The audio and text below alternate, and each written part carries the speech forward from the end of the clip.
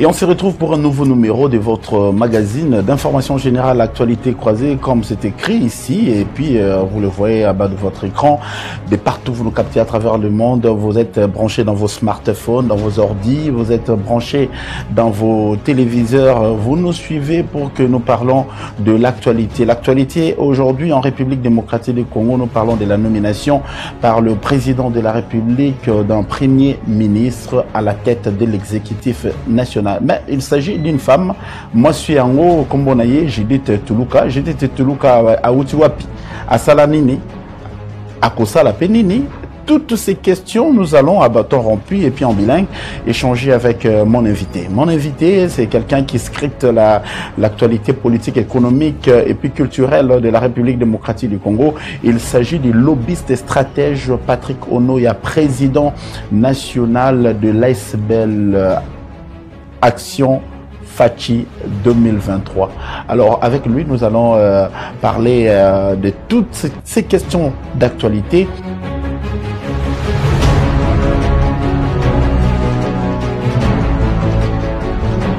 Patrick Onoya, bonjour et bienvenue encore une fois de plus dans ces plateaux d'actualité croisée. Très grand plaisir de vous recevoir encore une fois de plus dans cette tribune d'échange patriotique et républicain où nous parlons de questions d'actualité qui concernent la République démocratique du Congo. Vous vous êtes toujours fait disponible de répondre à notre invitation et à soumettre vos pensées à la nation congolaise qui nous suit d'ici et d'ailleurs à l'extérieur, parce que vous nous suivez à travers le monde. Vous êtes à Atlanta, vous êtes à Dallas, vous êtes à Nairobi, vous êtes à Mbandaka, vous êtes à Matadi, vous êtes partout à travers la République démocratique du Congo et ailleurs. C'est le lobbyiste et stratège Patrick Onoya qui est revenu, puisque ça vaut la peine de parler de l'actualité relative à la nomination de Madame Judith Tuluka. Alors aujourd'hui, ça se parle, hein? Je ne sais pas si c'est un slogan. On a toujours parlé que la femme ne construit pas. Les femmes, en tout cas, quand vous mettez une femme à la tête de quelque chose, il ne faut pas vous attendre à un résultat escompté. Vous êtes d'avis avec cette façon de voir les choses? Certainement pas. Vous savez, il y a un ensemble d'idées tronquées qui existent dans nos communautés. Il semble que c'est comme quelqu'un m'a expliqué pourquoi la femme ne mange pas la tortue dans nos villages. Eh bien, on m'a dit que c'était parce que c'était tellement bon que les hommes voulaient ne pas en donner aux femmes. Donc, vous comprenez en fait que ce n'est pas vrai. Sinon, nous n'aurions pas déjà au Moyen-Âge d'une dame forte telle que Jeanne d'Arc. Il n'en existerait pas. Il n'existerait pas de Angela Merkel. Il n'existerait pas de Margaret Thatcher. Et Kimpavita Noarit. Kimpavita Noarit, pourquoi Kimpavita Noarit? On a naturellement plusieurs exemples. Madame Philomène Omatuku, Janine Mabunda, pourquoi pas. Eh bien, donc, il y a... la femme peut autant contribuer que l'homme. Mais moi, je retiens que d'un point de vue éthique, on sait qu'il est plus facile de retrouver des valeurs éthiques chez une dame que plutôt que chez un homme. Donc, c'est ce qui explique même que dans les magasins, on préfère avoir des caissières que des caissiers, autant que dans les banques, n'est-ce pas? Il y a beaucoup plus d'intégrité en matière de gestion financière chez les femmes que chez les hommes. Donc nous sommes en train d'espérer beaucoup moins de détournement, beaucoup moins de corruption, n'est-ce pas? Et une bonne gouvernance avec une femme et surtout le chef de l'État ayant compris que le défi au-delà de la guerre, le plus grand défi est un défi socio-économique. Quoi de plus ou qui de plus qu'une femme pour comprendre la question du panier de la ménagère? Et en plus, une femme économiste. Alors, il ne faut pas confondre le guichet d'une banque ou soit la caisse d'un supermarché à une république, parce qu'aujourd'hui, il faudra gérer plus de 100 millions de Congolais, hein, avec les impératifs aussi qui se présentent. Nous avons la guerre à l'Est, nous avons la situation économique qui se dégrade, qui va de mal en pis. Vous voyez aussi la situation sanitaire avec la couverture santé universelle qui tâtonne un peu, la gratuité de l'enseignement, la situation sociale au sein des entreprises, autant des questions à la tête d'une femme. Aujourd'hui, est-ce le choix est sentimental ou judiciaire eu égard au passé de la personne qu'on a placée à la tête de l'exécutif national? Oui, merci beaucoup. Le terme de base actuellement pour le prochain gouvernement, c'est compétence. La question est, avons-nous trouvé la personne compétente pour être chef du gouvernement? Mais lorsqu'on analyse le terme compétence, on a deux grandes expressions. Une personne compétente, c'est une personne qui possède les connaissances théoriques nécessaires. Et ça ne suffit pas, hein? Ça ne suffit pas. Oui, ça c'est de un. Il y a la condition nécessaire et suffisante. Hein. La condition nécessaire, c'est avoir les connaissances théoriques nécessaires. Et la condition suffisante, c'est avoir une expérience pratique. Pratique, n'est-ce pas? Voilà, c'est le mélange des deux qui nous fait parler de la compétence. Lorsqu'on analyse les connaissances théoriques, lorsqu'on voit sa formation d'économiste, nous voyons que c'est suffisant, n'est-ce pas? Mais au-delà de cela, elle a un passé professionnel, naturellement, dans les organisations des Nations Unies. Donc, c'est une dame rompue des questions de planification, n'est-ce pas? Des questions d'organisation, du développement, de questions liées à la coordination. Or, une des choses principales qu'on plaint souvent au gouvernement successif, c'est le manque de coordination dans les actions, n'est-ce pas? Et ici, nous avons une femme qui, de par son profil, qui, de par son passé professionnel, est du monde de la planification et du monde de la coordination. Nous espérons que cette expérience va profiter, n'est-ce pas, au gouvernement. Par exemple, autre chose que nous avons souvent fustigé et pour lequel j'ai dû réserver même un article dans le passé. Dans le passé, oui. C'est particulièrement sur l'inadéquation qu'il y a entre la planification du développement en République démocratique du Congo et l'action gouvernementale. On a par exemple le plan stratégique national de développement de la République démocratique du Congo qui est développé par le ministère du Plan. Mais lorsque l'on voit les ministères, les autres ministères agir, n'est-ce pas? On ne voit pas les ministères suivre cette planification-là. Pourtant, ce plan stratégique est établi pour que cela puisse amener la RDC à l'émergence. Et moi, dans cette réflexion, j'ai dit qu'il y avait un problème de coordination, n'est-ce pas, des actions.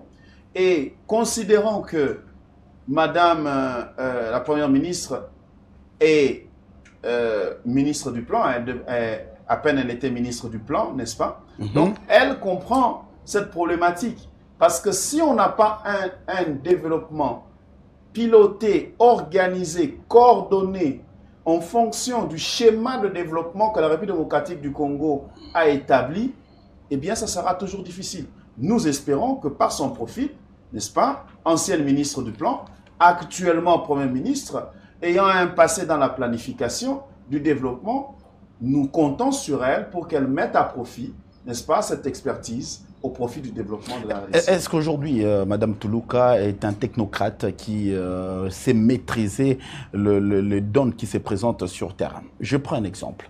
Vous voyez sur le plan économique, parce que vous avez vanté qu'elle est économiste, sur le plan économique, la Banque centrale s'essouffle par rapport au taux d'échange, malgré qu'on nous vante de la réserve d'échange qui est en train de renflouer le caisse de la BCC. Alors aujourd'hui, quand vous voyez les taux d'échange, vous voyez les expatriés, comment est-ce qu'ils ballottent l'économie nationale congolaise. On voit les Chinois, les Indiens, les Libanais, qui aujourd'hui sont des grands tenanciers, les Indiens qui sont les grands tenanciers des grands restaurants, des grands magasins, des grandes boutiques. Alors, est-ce qu'aujourd'hui, Toulouka sera en même de renverser la tendance? Renverser la tendance face à cette problématique qui s'est enracinée il y a aujourd'hui des décennies. Merci beaucoup. Vous savez, je vais faire une analogie vraie. C'est que un gouvernement, c'est comme une entreprise, n'est-ce pas? La chef du gouvernement, c'est comme le DG et le président. Dans ce cas, il serait le PCA. Le PCA. N'est-ce pas? Et les ministres sont les directeurs. Donc, la chef du gouvernement ne serait pas efficace si elle n'a pas des ministres efficaces. Voilà pourquoi votre question nous appelle à réfléchir sur le casting, n'est-ce pas? C'est ça aussi le grand problème. Voilà. Parce que c'est comme un chef d'entreprise. On a un ministre de l'économie qui ne maîtrise pas les ABC de l'économie. Et ça, c'est un problème. Un médecin que vous mettez à la tête du ministère de l'Enseignement, ça sera une cacophonie. C'est au fait une interpellation. Votre questionnement est une interpellation sur le casting. Moi, je le répète depuis un certain temps, c'est que il est important que le chef de l'État soit intransigeant sur les propositions au niveau des ministères de développement. Ouais. Parce que au niveau du développement, ce n'est pas la politique qui va permettre d'améliorer le panier de la ménagère. Ce n'est pas la politique qui va permettre de cultiver le maïs. Imaginez-vous, je donne juste un exemple. Nous avons, en République démocratique du Congo, un gouvernement d'explication. Mais pendant qu'on a vu dans d'autres pays, un gouvernement d'action. Un gouvernement d'explication. En tout cas, le terme me fait retenir un peu. Oui, je parle de la guerre russo-ukrainienne. La guerre russo-ukrainienne, nous avons eu ici Sama Lukonde II, vous avez entendu le discours, les effets pervers de la guerre russo-ukrainienne qui ont fait qu'il y ait l'instabilité du dollar, ainsi de suite. Mais j'ai été triste de constater qu'au Zimbabwe, lorsque le Zimbabwe a constaté que le Zimbabwe s'approvisionnait en Ukraine, parce que l'Ukraine était le premier producteur de blé, n'est-ce pas? Avec la guerre russo-ukrainienne, il y a eu une perturbation de la chaîne d'approvisionnement de blé. Qu'est-ce que le Zimbabwe a fait? Le Zimbabwe a décidé de substituer les importations par la production locale. Il a décidé de commencer à cultiver le blé localement. Et la conséquence, c'est qu'actuellement, le Zimbabwe a atteint l'autosuffisance alimentaire en matière de blé et a économisé annuellement 300 millions de dollars qui était le montant de l'importation de blé. Malgré la guerre russo-ukrainienne. La guerre russo-ukrainienne. Donc, ils ont trouvé une solution. C'est-à-dire, même problématique, n'est-ce pas, en RDC, et même problématique au Zimbabwe. Parce que nous aussi, nous avons été frappés par la chose. Oh yeah. Mais chez nous, nous avons eu un gouvernement d'explication. Et au Zimbabwe, il y a eu un gouvernement d'action, de constater que chez nous, on peut aussi cultiver le blé. C'est l'occasion pour commencer à cultiver le blé. Et tout cela, pourquoi? C'est parce que c'est la politique qui a primé. Lorsqu'on a un ministre de l'économie qui n'est que politique, un ministre de l'agriculture qui est politique, un ministre de l'industrie qui est politique, et un ministre de PME qui est politique, qu'est-ce qu'il va produire? Il va produire que la politique. Et la politique ne développe pas le pays dans ce cas. Si. Et vous comprenez que nous risquons ici, je donne un deuxième exemple, c'est que en ce moment ici, il y a une alerte rouge dans les pays d'Afrique australe où nous achetons les maïs, c'est-à-dire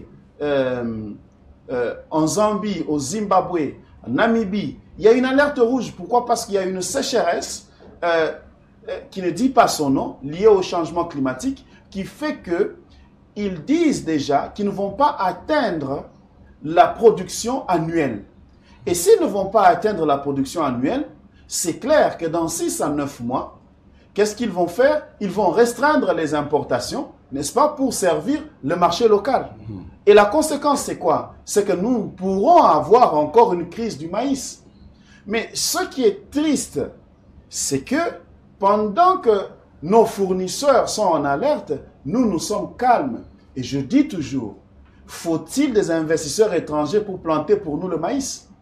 Vous comprenez en fait ici que je donnais ces exemples pour revenir à votre question en disant, Madame le Premier ministre ne pourra pas faire grand-chose si simplement le choix des ministres, ce n'est que le poids politique et la géopolitique.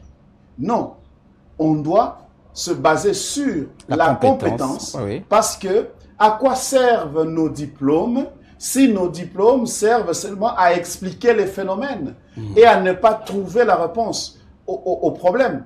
Parce que je me rappelle que la définition de l'intellectuel, c'est l'homme qui trouve la solution aux problèmes de la société. Cela veut simplement dire que Madame Souminou Toulouka doit être appuyée par la classe politique, n'est-ce pas? Le casting qui se fait, le choix des personnes que l'on soumet au gouvernement, qui est au moins un critère de compétence. Je rentre sur l'exécutif national piloté par Samalou Kondé. Hein? Samalou Kondé, bye-bye, on vous dit déjà bye-bye parce que il a fait son temps à la tête de l'exécutif national hein, jusqu'à ce que le président de la République soit réélu. Hein, à la tête de la RDC. Samalou Kondé est un ministre de l'économie qui a été désavoué par l'Assemblée nationale à cause de ces histoires des chinchards, par une motion soulevée par l'honorable Eliezer Tamboué à l'époque. Je crois il y a eu un ministre de l'économie qui est parti et un ministre intérimaire qui n'a rien fait. On a un ministre de l'agriculture, des discours, pas d'action. On a eu un ministre du commerce extérieur, hein, qui était ministre du commerce extérieur politique. Alors aujourd'hui, Toulouka vient, les trois ministères, économie, agriculture et puis commerce extérieur, ce sont des ministères qui pourront peut-être donner du souffle à la nation congolaise pour que nous sentons une économie qui est en train de bouger en plein dynamisme. Aujourd'hui, si Samalou Kondé, là où il a échoué, lamentablement, qu'il doit faire Judith Toulouka par rapport à ces trois ministères? Merci. J'ajouterai même l'industrie. L'industrie. C'est un problème. Palouk aussi a échoué, hein, parce que on a vu qu'il a inauguré des usines de cure-dents. Donc tout ça, je ne sais pas à quoi pouvait apporter le développement palpable par rapport à ce que les gens vont attendre. Un terme important que je souhaite que la population retienne, c'est changement de paradigme. Changement de paradigme. Il est important qu'au niveau économique, on change de paradigme. Changer de paradigme veut dire changer de système de pensée. N'est-ce pas? On ne peut avoir une économie florissante s'il n'existe pas la production. Aujourd'hui, parlons de commerce extérieur. Je vous donne une information. Aujourd'hui, la tonne de cacao se négocie plus cher que la tonne de cuivre. La tonne de cacao a dépassé la barre de 10 000 $ la tonne.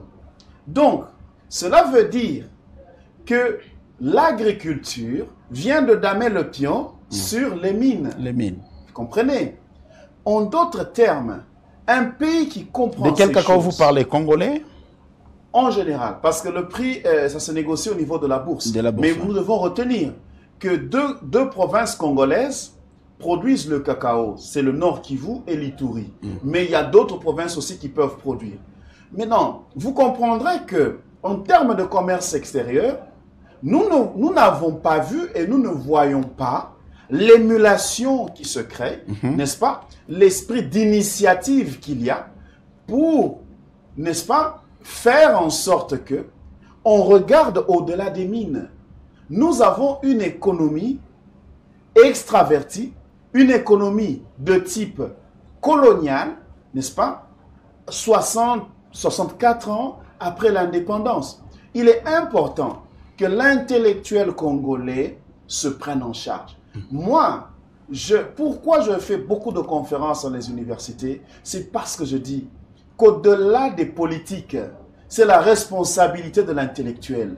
Nous courons vers les diplômes pour avoir des postes, mais avec un esprit aliéné, je suis désolé.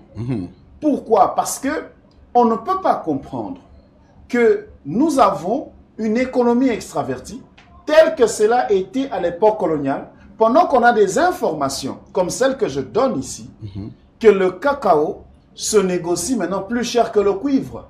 Cela veut dire que l'agriculture est réellement une mine d'or. Or, en République démocratique du Congo, on nous rappelle que nous avons un potentiel de 80 millions d'hectares de terres arables. Moi, je répète à mes étudiants qu'on ne mange pas le potentiel. Nous devons éviter ce discours du potentiel. Moi, j'étais désolé, j'étais triste ayant participé au forum RDC Angola. ici au Pullman. L'Angola était un pays en guerre. Nous savons que les Dos Santos et tout ça sont venus étudier ici. L'Angola s'approvisionnait chez nous, les années 80, les années 90. 2000, lorsqu'ils commencent, après la guerre, ils commencent leur développement. L'Angola dit, le ministre de l'économie angolais dit que 20 ans après, l'Angola a atteint l'autosuffisance alimentaire sur les denrées de première nécessité, s'il vous plaît. 20 ans après. Malgré la guerre. Après la guerre. Juste après la guerre. Ils ont commencé le développement. Donc, et vous savez que nous avons le projet Nectar pour un étudiant à Songololo. À Songololo avec j'ai vécu ça moi-même aussi. À Loufou, nous avons un commerce à sens unique. N'est-ce pas? C'est nous qui achetons tout, n'est-ce pas, de l'Angola. Et l'Angola n'achète rien. Nous achetons tout. Maïs, riz, huile de palme, nous achetons tout. Pendant que l'Angola a 55 millions de terres arables et la RDC a 80 millions de terres arables. Nous devons arrêter l'explication. Et c'est ça que l'on ne veut plus. Le prochain gouvernement, nous disons, nous ne voulons plus un gouvernement d'explication. Nos intellectuels, la science que nous avons dans la tête ne doit pas être une science pour expliquer ce qui arrive. Nous devons avoir une science comme les autres qui donne pour des solutions trouver des solutions. Et c'est cela, voilà pourquoi nous insistons qu'au-delà de Madame Souminoa Toulouka, c'est la classe politique, ce sont les leaders politiques. Rappelez-vous que le gouvernement sera reparti entre les différentes forces politiques. Mais si ce n'est que poids politique, géopolitique, qui sont les grands critères, mais s'il vous plaît, nous continuerons à être humiliés. Et il faut savoir que les plus grands humiliés ici sont les professeurs d'université. Parce que chez nous, on se poserait la question, à quoi sert l'université? Et moi, j'aime le monde dans lequel j'ai évolué, le monde anglo-saxon, où on donne la priorité à ce que l'homme peut faire, pas à ses diplômes. Vous comprenez? Voilà pourquoi je ne prends jamais la peine de mettre en avant mes diplômes. Parce que, qu'est-ce que je représente si je n'apporte rien de bon au développement de la République démocratique du Congo? C'est ça que tous les professeurs d'université devraient se poser comme question. Mais chez nous, malheureusement, nous courons vers les doctorats pour occuper des postes politiques et finalement pour nous servir, nous et nos familles. Il faut que cela cesse et quelque part, ne fût-ce que par la honte, n'est-ce pas? Par la honte pour l'intellectuel congolais de considérer que l'Angola ici qui était en guerre, aujourd'hui commence à nous nourrir. Révoltons-nous. Voilà pourquoi j'amène les étudiants au champ. Avec le projet Un hectare pour un étudiant, je dis qu'on a besoin des investisseurs étrangers, mais on n'a pas besoin des investisseurs étrangers pour planter pour nous le maïs. On va redescendre. Je crois que cette émission a un caractère informatif. Nous voulons que la population a comprendre. Toyebi et puis Eyebani. Que tout ministre qui sera nommé viendra avec sa peau de banane pour faire glisser Madame Judith Toulouka. Ça, c'est connu. Parce que quand Odosala Moussala n'a eu bien té, ou une peau de banane. Et vous serez scrutés, nous allons vous suivre jusqu'au bout. Parce que nous voulons un gouvernement d'action et non de discours. Alors bien, moi, M. Patrick Onoya. Toyebi ministre Nyon Soda Koya a zone à poso etabenaye. A zone à poso etabenaye pour Natchela, Madame Toulouka a glissé. Quand toi, au ministère de l'économie, tu ne feras rien, ça va retomber à la tête du Premier ministre. Quand toi, au ministère de l'économie, de l'agriculture, des finances, du commerce extérieur, de l'enseignement supérieur et universitaire, de l'enseignement primaire, secondaire et technique, ce qui au sali et l'autre côté, ça va retomber à la tête. Il y a moins c'est à battre. Par exemple, il y a une tension à Malam, à faire développer Mboka, avec des personnes pétries, il y a compétence. C'est ce que les Congolais attendent. C'est ce que les Congolais veulent. Nous voulons que les 5 prochaines années, nous voulons que quand Madame Judith Toulouka va entrer en action, Toyoka Lobby, Baefe Tshisekedi, le père. Dollar Kiti, Saki Amasango, Ezaki 55 000, et Zongi le attend à 20 000, voire même 15 000. C'est possible en RDC. Pourquoi ne pas manger au biso toza ko produire? Pourquoi tout doit venir de l'extérieur? Loufou. On a vu Matata Pogno à l'époque faire des navettes. On a vu le ministre de l'économie. Vous créez des agences et des zones économiques spéciales. Pour quelle raison?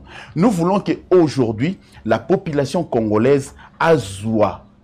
Tant il y a colia ou il y a produire et puis il y a faible coût. Mais c'est Patrick Onoya. Vous allez me permettre un peu le prochain enjeu qui attendent Madame la ministre. En tout cas, ça me donne même moi rage à Koloba. L'Assemblée nationale, on a une configuration politique des acclameurs. Parce que le prochain enjeu, c'est la présentation du budget, programme du gouvernement, nous aurons des applaudisseurs. On connaît le rythme.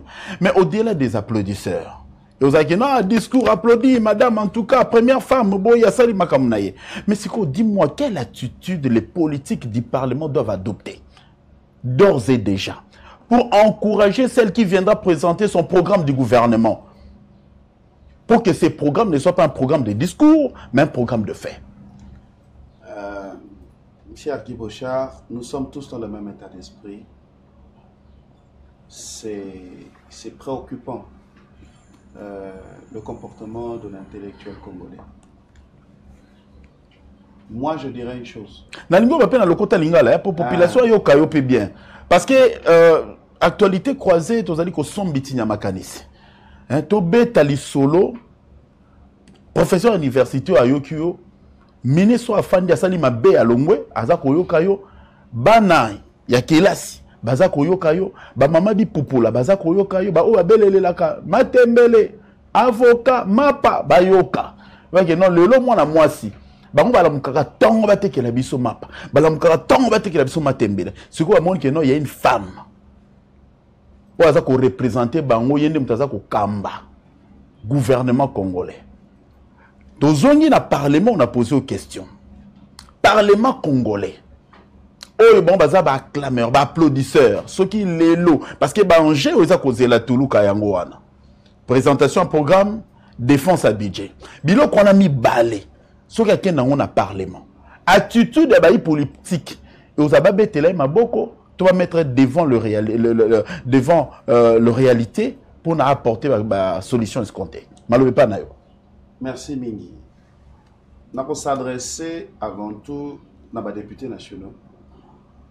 Et puis, de façon générale, à l'intellectuel congolais. Et puis, dans la zone de la côté à Maman Toluka. Toluka. Papa député. Et là, quand ils ont ça, les Congolais qui n'ont pas les bossos, ils ont un soni. Ils ont un binoboyo kaka soni. Butali ke eloko yo, ils ont un nzelate yoka soni. Na kopesa kanda kisamoko. Comment na mboko yo tozo kufa nzala? Pendant plus de 20 ans, ba député au balekaki, ba votaki budget 2% agriculture s'il vous plaît. Ba tozo kufa nzala. Programme alimentaire mondial et lobby, bana 17 chaque heure. Il y a 0 à 5 ans, baza koufa. Donc, surtout les qui 9h à 10h, bana 17 ba koufi. Bazo koufe la nini, bazo koufe la nzala. Mais ba député na biso, pendant 20 ans, ba vota qui budget agriculture combien? 2%. Bon, il y a solité. Il faut qu'il y ait soni. Il fallait attendre d'arriver à Félix Sekedi Poemata de 2 à 5%. Or, moyenne africaine, toujours. Moyenne africaine, bah, lobby pour un budget agriculture. Union africaine, lobby, a yebisi na ba état. Bo salama kasi pour que budget agriculture est au moins 10%. Zomona. To uti ko zala na ministre de l'agriculture. A sali vidéo. À la qui c'est sengona ya ko bomba ba tracteur na cabinet. Toyo kaka soni s'il vous plaît. Tracteur. C'est-à-dire que ce que tu atana ndaku na yo kolongola daleto cheto sasa bilanga. C'est ça. Bombi na cabinet. Tozo yo ka soni te. Et le problème il est là. Toza na ba diplôme, toza ba excellence, toza ba honorable mais soni eza te. Yango wana ba Rwanda moi ba respecter biso eza te ba Angola ba pas respecter biso te. Pour biso moko ba intellectuel tozo ka sonité. Alors, nazonga côté Mama Tuluka. Mama Tuluka. Et là on a resenga yo. Et kozala sala oyo tokokana nute banda Congo eza Congo ezali ko évaluer objectivement ba ministre biso ba ministre nyonso bazalaka ba excellent mais mboka ngo ozomituna na ministre tel asali 5 ans samalo Ilunga Ilunkamba azalaki sama lokonde 1 azalaki sama lokonde 2 azalaki soko talene longi bozomituna azalaki nini osoye baté n'est-ce pas alors qu'il existe des évaluations 6 mois après évaluation soko sali le côté obimi médiocre batio de côté ba sengi na regroupement na yo botinde la biso mutu msusu.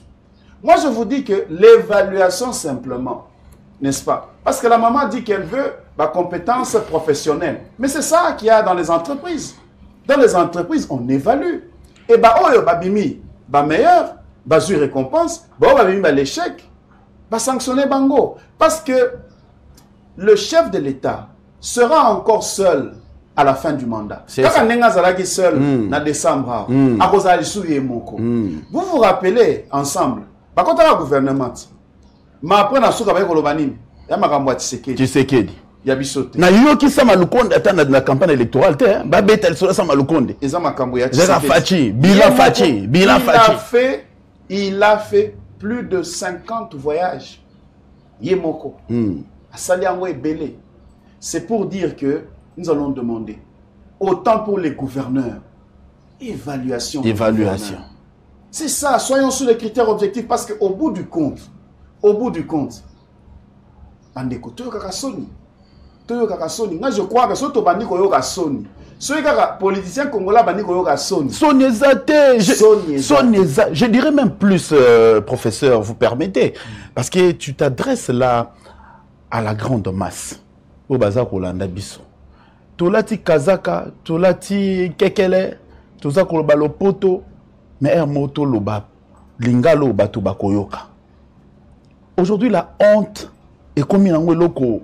Moutauta mona balissa, Tauta mona soni na poche. Azota mona soni na poche. Moi, je suggérerais que nous ayons même des conseils de ministres en direct, avec téléphone ouvert. Mais non, c'est une suggestion qui me saute comme ça en tête. Des conseils des ministres en direct avec téléphone ouvert. Ce qui te commune à niveau à contraindre bio y a politique était, c'est fini. Parce qu'aujourd'hui, écoute l'analyse. Ozoloba, évaluation, Ilunga Ilukamba, Pépé. Quelqu'un qui vient travailler, Bazobenga Pépé. On sait comment les pépés chouchoutent les gens. Pépa Tobeti Gogosa les Loroté. On connaît le bilan. Samalukonde, je n'ai rien contre Samalukonde, il a fait son temps. L'évaluation, c'est de ça que tu parles. Évaluation. Sama est fier de déposer son rapport auprès du chef de l'État et puis il s'emballe, il part. Aujourd'hui, la population regarde le chef de l'État. Parce que les dollars, Samalukonde a combien? Il faudra poser des questions pertinentes et avoir des réponses appropriées. Sinon, nous tournons en rond. C'est ce que nous ne voulons pas avec Judith Toulouka. Première ministre, tu sais, les femmes sont méticulées, hein, à une certaine mesure. Mais ce qui, moi, suis à Kouya, Kosala, on s'est dit, bon, le coup, là, moi, c'est Simbité. Mobile est Simbité. Qu'on cherche un extraterrestre. Ngai. Na maloba na yo nalingi nazongela na maloba ya mokonzi. Mokonzi alobi eloko moko ya motuya mokolo ya investisseur na ye. Alobi qu'il faut que to corriger ba erreur du passé. Makambo nyonso nga naza koloba nazwi yango ne pa mokonzi ya mboka. Nazwi maloba na ye na bandiko manyola yango pour na kobimisa mwa makanisi ezokende na sens ya mokonzi ya mboka. Na ba erreur du passé mokonzi ya mboka na ba erreur du passé eloko ya motuya oyo tokoki koloba ezali le manque d'évaluation, le manque de sanction. Parce que si on veut corriger les erreurs du passé, on doit totalissima et puis on se pose la question qu'est-ce qui a marché et qu'est-ce qui n'a pas marché. Voilà. On ne peut pas reconduire indéfiniment un ministre incompétent. N'est-ce pas? Ils sont nombreux, ils sont nombreux. Indéfiniment reconduire un ministre incompétent parce qu'il a la confiance de son leader politique, parce que c'est la géopolitique. Mais entre-temps, à la fin du mandat, le chef de l'État sera encore seul. N'est-ce pas? Il sera encore seul. Donc c'est comme ça que nous disons que dans le cadre de la correction des erreurs du passé, nous demandons à Madame Juliette Toulouka, avec tout le respect que nous vous devons, d'implémenter le mécanisme de l'évaluation des ministres et de la sanction des médiocres. Alors, allons-y dans l'évaluation. Comment s'y prendre sur l'évaluation? Parce que vous parlez de 6 mois, il faudrait évaluer les ministres qui ont exercé. Ils seront nommés dans 2, 3, une semaine, je ne sais pas. Mais ces ministres-là qui seront nommés, vous verrez, leur famille seront peut-être en liesse. Hein? Oui, c'est comme dans un diplôme d'État. Mais c'est une responsabilité. Mais tu verras les mêmes ministres qui vont nommer dans une semaine. La délire, la folie, la champagne. La communauté, la déclaration. Nous, la communauté telle, soutenons telle. Mais maintenant, dites-nous, évaluer sur base de quoi? Merci beaucoup. Donc, allez, là, entrons un peu dans quelques concepts de management. En management... Allez-y, papa, on est là pour scruter.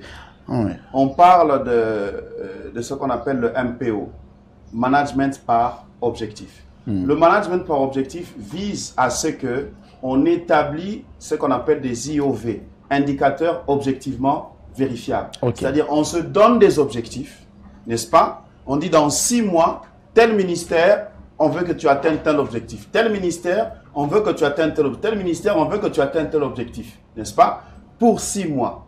Et on place des indicateurs objectivement vérifiables pour vérifier si tu as atteint ou tu n'as pas atteint. C'est sur base de cela, n'est-ce pas, qu'il y a une cotation. Voilà. N'est-ce pas? Après 6 mois, on cote chaque ministre. Mais pas que cette cotation reste politique. Non. Il doit exister une sanction.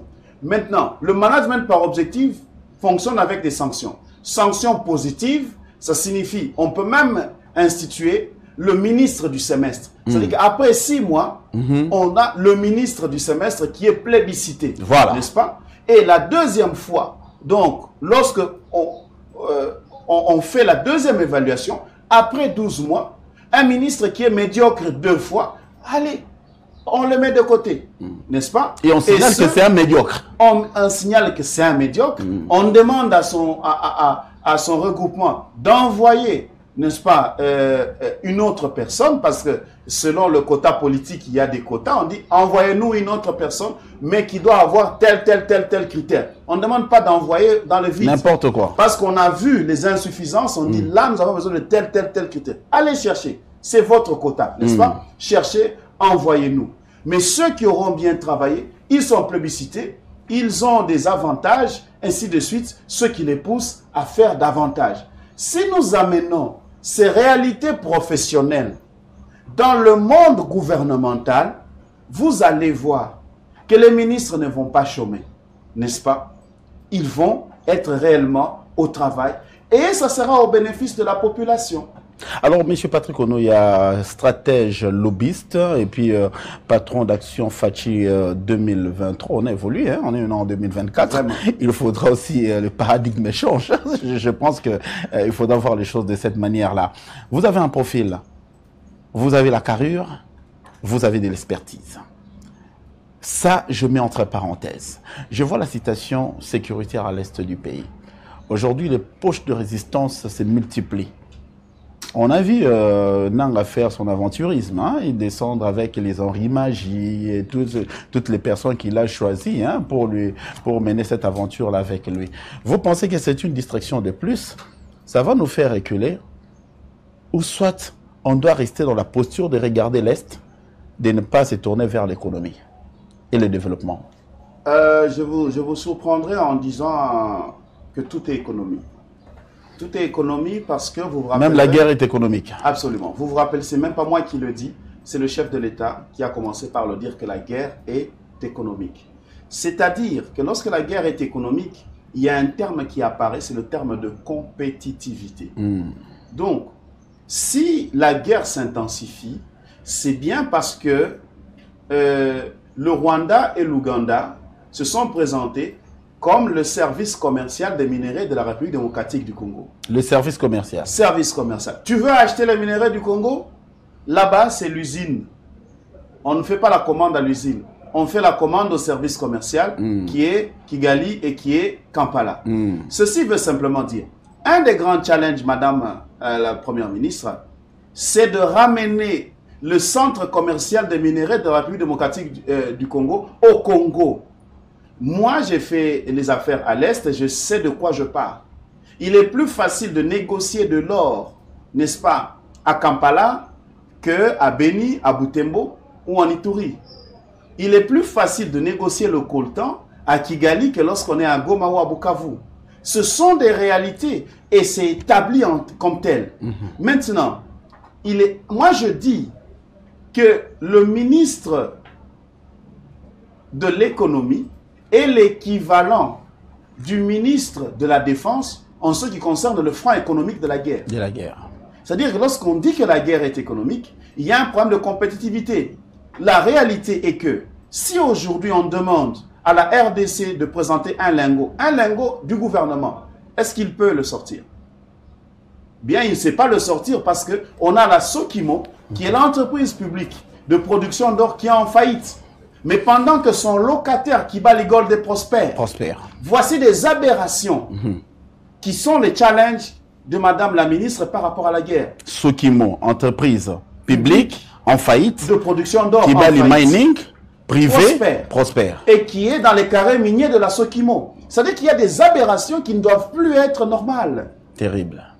Lorsque Kagame va parler des minéraux du Congo, par exemple de l'or, il part avec quelques lingots dans son sac pour démontrer de quoi il parle.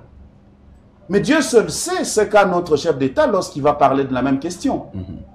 Eh bien, c'est simplement parce que il n'y a pas de l'or officiel. La Sakima, dans le Maniema, à Kalima, qui est l'entreprise publique chargée de produire les minéraux 3T, coltan, cassitérite, wolframite, en faillite depuis plus de 20 ans. Mais tout le monde sait que le Rwanda s'est construit avec le coltan congolais. Voici des aberrations qui font de la guerre ce qu'elle est. La question est, y a-t-il la main de Kagame sur la Sokimo? On doit se poser ce genre de questions. Y a-t-il la main de Kagame sur la Sakima? Donc, la guerre, si la guerre est économique, ça signifie que la République démocratique du Congo doit augmenter sa compétitivité pour que, n'est-ce pas, les acheteurs négocient directement avec la République démocratique du Congo. Ça, c'est une problématique du prochain gouvernement qui doit prendre à bras le corps la question de la guerre économique. Il y a des livres tels que La route du minerai congolais. Dans ce livre-là, on explique ce qui se passe à l'Est, le concept de la guerre économique. Et on donne même la short list des grands acheteurs de nos minéraux. Mais ils sont connus. Ils ne dépassent pas 10 les grands. N'est-ce pas, qui se partagent ce marché. Mais pourquoi la République démocratique du Congo n'a pas un plan pour renégocier directement avec ces gens-là qui passent les commandes au Rwanda ou en Ouganda? Mais il va se poser une deuxième question. Ce qui est au Lingike, au changer, Moutouana Ola Somba et pas Monguna Somba pas na yo, yo moko zana nini? Ozana nini? Pour Kagame a ko présenter ba or razanango. Biso gouvernement, hein? A ko présenter nini? Pour or naye, il faut que Sokimonde a produit yango. Sokimonde banda 20 ans. Na yebisa likambo partenaire moko a seka pendant 15 minutes. À lobby. Ah, Sokimo, ils ont produit or, ils sont en faillite. Ah, c'est ça en anglais, mais ah, nini? On produit l'or, mais on est en faillite. C'est-à-dire que tout ça n'a gisement, mais tout ça en faillite. Dans les Kelaye, ils ont les Kelaye, Miba, ils ont produit diamant, ils sont en faillite. Ah, mais diamant, c'est une valeur, ton nini. C'est-à-dire que, intellectuel congolais, il faut que c'est pas possible. Nous entretenons des aberrations. Et ces aberrations-là, nous devons nous dire, trop, c'est trop. Qu'est-ce qui ne va pas? Est-ce qu'on peut ne pas avoir de l'argent pour financer une entreprise qui produit de l'or? Quel est le problème? Si on doit commencer par le problème spirituel, to banana, non? Pasteur, non? Bata Likambo. Pasteur Dalo, Philadelphie. Je m'en souviens de ta prière lors de l'investiture du chef de l'État. Tu as dit haut et fort, on est fatigué des voleurs. On est fatigué d'entendre aussi que le Congo est potentiellement riche. Là, je m'adresse au pasteur Dalo. On est aussi fatigué d'entendre que le Congo est potentiellement riche. On veut entendre que le Congo redécolle à cause de ses richesses. Ça étonne. Sokimo qui produit de l'or est en faillite. Les entreprises nationales qui produisent le diamant, le cuivre sont en faillite. Mais qui bat les gold mines, les chiffres d'affaires augmentent chaque heure sur le sol congolais. Madame Judith Toulouka, Premier ministre, avec tout le respect, Babi Ndoki ya mwasi azara kanda. Ndoki ya mwasi azara kanda. Démontrer la colère de changer le Congo et l'homme congolais. Par de pratiques où Kosunga, chef de l'État, aujourd'hui, a l'air de ce tôle. N'a m'embêté l'économie, n'a m'embêté la santé, n'a m'embêté l'éducation. C'est bien d'être nommé Premier ministre, mais c'est encore mieux de faire mieux étant que Premier ministre. Monsieur Patrick Onoya, c'était avec un grand plaisir que j'ai eu le privilège de vous recevoir dans cette émission. To Beti Masolo à Congo, to Seki, to Leli. Et puis nous graissons nos dents, tozo grincer nous, parce que tozo talé là, puis tozo jimélé. Vous nous avez suivis à travers le monde. Restez-nous toujours fidèles sur Actualité Croisée. Au revoir.